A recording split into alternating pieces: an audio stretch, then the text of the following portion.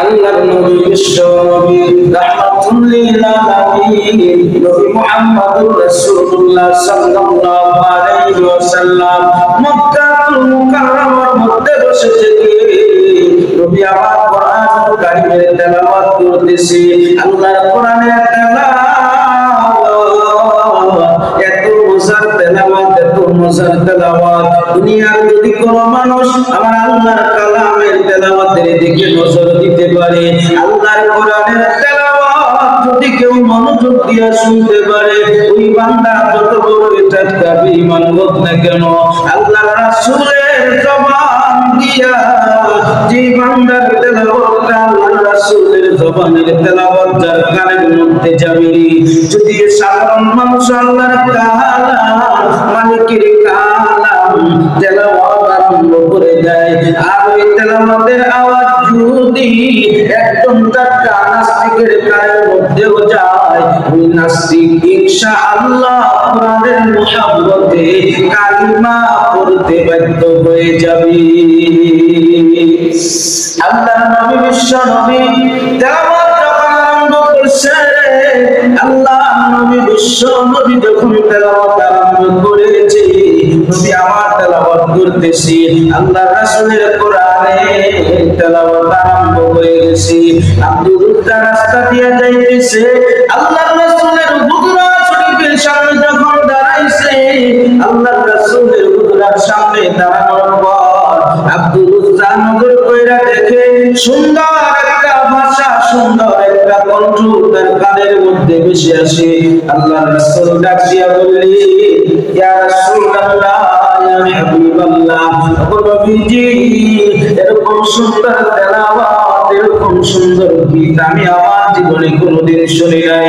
নবী আমার ডাক দিয়া বললেন, আব্দুল সারে, এরকম সুন্দর গীত তুমি জীবনে কোনোদিন শুনো নাই? বলে, ইয়া রাসূলুল্লাহ, আমি শুনি নাই, আজকে আপনার জবান থেকে আমি শুনেছি, আজকে আপনার জবান থেকে আমি শুনে নিজে থেকে তৃপ্তি পেয়ে গেছি। আল্লাহর রাসূল ডাক দিয়া বললেন, রে আব্দুল, এটা আমার ব্যক্তিগত কোনো গীত নয়, এটা আমার মাওলা আমার উপরে নাযিল করেছে আমার উম্মতের জন্য। আমার উম্মত যদি আমার মাওলা পাকের নাযিলকৃত এই কালামে পাকের মধ্যে নিজের দিল এবং নিজের জিন্দেগিটাকে যাপন করতে পারে, আমি নবী ওয়াদা দিয়ে দিলাম, আমার একটা উম্মত আমার মাওলার জাহান্নামের আগুনে জ্বলবে না। এইবার আল্লাহর নবী বিশ্ব নবীর কাছে আব্দুল মুসা ডাক দিয়া বলে, ইয়া রাসূলুল্লাহ, ইয়া হাবিবাল্লাহ, ও নবীজি, আমি আপনার কাছে এসেছিলাম কালিমা পড়ে মুসলমান হয়ে যেতে চাই, তবে আমি আমার পরিবারের লোকের কাছে একটু পরামর্শ করে আসি।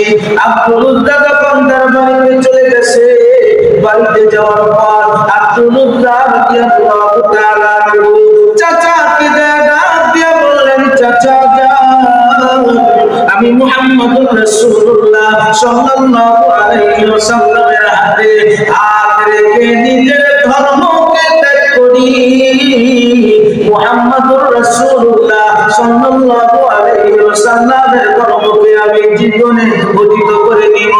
চাচা ডাক দিয়া বললেন, ভাতিজা, যদি তুমি মুহাম্মদুর রাসূলুল্লাহ সাল্লাল্লাহু আলাইহি ওয়াসাল্লাম দিয়ার ধর্ম গ্রহণ করে নাও, তাহলে আমি তোমাকে আমার সমস্ত সম্পত্তি থেকে পুত্র করে দিব। চাচা ডাক দিয়া বললেন, এই কথা আব্দুল ডাক দিয়া বললেন, ও চাচা গো, যদি মুহাম্মদুর রাসূলুল্লাহ সাল্লাল্লাহু আলাইহি ওয়াসাল্লামের প্রেমে পড়ে মুহাম্মদুর রাসূলুল্লাহ ধর্ম যদি আমি গ্রহণ করি, তার বদলতে যদি তোমার দণ্ডদৌলত সব কিছু আমার থেকে বিতাড়িত করে দাও, আমাকে যদি বহিষ্কার করে দাও, আমার কোনো সম্ভব কোনো অসুবিধা নাই, কারণ আমি তোমার সম্পত্তির প্রেম ভালোবাসা নিজের অন্তরে রাখবো না। আমি মুহাম্মদুর রাসূলুল্লাহ সাল্লাল্লাহু আলাইহি ওয়াসাল্লামের প্রেম আমি আমার জীবনে এবং মরণে গঠিত করতে চাই। হযরত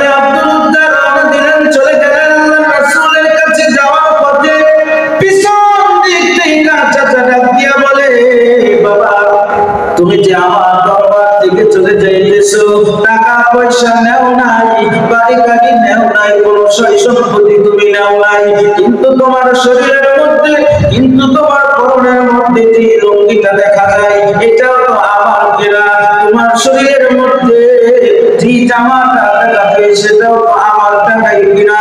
আমি তোমার কাছ থেকে তোমার শরীরের সমস্ত পোশাকাদিগুলো খুলে নিতে চাইতেছি, তুমি তোমার শরীরের সমস্ত পোশাকাদিগুলো খুলে দিয়ে যাও।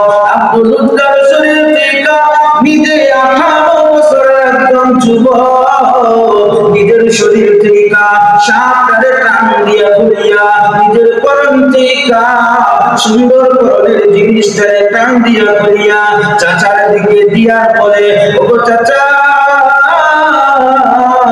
আমি মুহাম্মদুর রাসূলুল্লাহ প্রেমে পড়েছি, আমি আব্দুল উদ্দার জীবন যাইতে পারে, আমি আব্দুল উদ্দার ইজ্জত যাইতে পারে, কিন্তু আমি মুহাম্মদুর রাসূলুল্লাহ ধর্মকে নিজের জীবনে বাঁচাই করে নিয়েছি, আমাকে কেউ বাধা দিয়ে আটকে রাখতে পারবে না।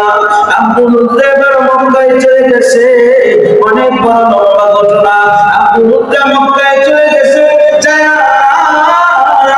নবীর সাহাবী কুবরা শরীফের সামনে দাঁড়াইয়া আসসালাতু ওয়াসসালামু আলাইকা ইয়া রাসূলুল্লাহ বলে সালাম দিতেছে। সালাম দেয় কিন্তু সালামের জবাব কেউ দেয় না। আব্দুল উদ্দার পেরেশান, কালকে তো আমি আমার নবীর কণ্ঠের তেলাওয়াত শুনেছি, আজকে তো আমি আমার নবীকে এত দূরে সালাম দিলাম, আমার নবী আমার সালামের কোনো জবাব দিল না। কি ব্যাপার, কি হয়েছে, কি হয়েছে?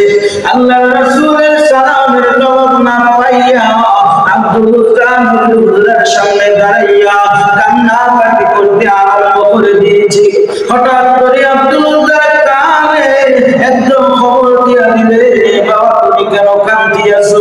বলে আমি মুহাম্মদুর রাসূলুল্লাহ সাল্লাল্লাহু আলাইহি ওয়াসাল্লামকে সালাম দিতেছি, জবাব নাই, জবাব নাই। আমার নবী মনে হয় মক্কায় নাই, আমার নবী তো উদ্দার মধ্যে নাই। আব্দুল উদ্দারকে ডেকে ডেকে বলে, রে আব্দুল উদ্দার, মুহাম্মদুর রাসূলুল্লাহ সাল্লাল্লাহু আলাইহি ওয়াসাল্লাম আজকে রাতে মালিকের নামের ইশারায়, মালিকের হুকুমে মক্কা থেকে মদিনায় হিজরত করে চলে গেছে। সারাদিন যদি মক্কাতে বসে থেকে তুমি কান্দো, মুহাম্মদুর রাসূলুল্লাহ দেখা পাবা না। হযরত আব্দুল উদ্দার মক্কা থেকে মদিনায় যাইতে 350 মাইল রাস্তা। আব্দুল উদ্দার কাছে কোনো টাকা নাই, আব্দুল উদ্দার কাছে কোনো পয়সা নাই, তার কাছে কোনো সামান নাই। তিনি রাতের বেলা কোথায় ঘুমাবে, দিনের বেলায় কোথায় খানা খাবে, কার করে সওয়ার করে তিনি মদিনাতে যাবে, তার কোনো চিন্তা ছিল না, তার কোনো টেনশন ছিল না। হযরত আব্দুল উদ্দার রাদিয়াল্লাহু তাআলা আনহু পুরা মরু প্রান্তরের উপর দিয়ে নিজের পায়ে হাঁটতে হাঁটতে মদিনায় রওনা দিছে।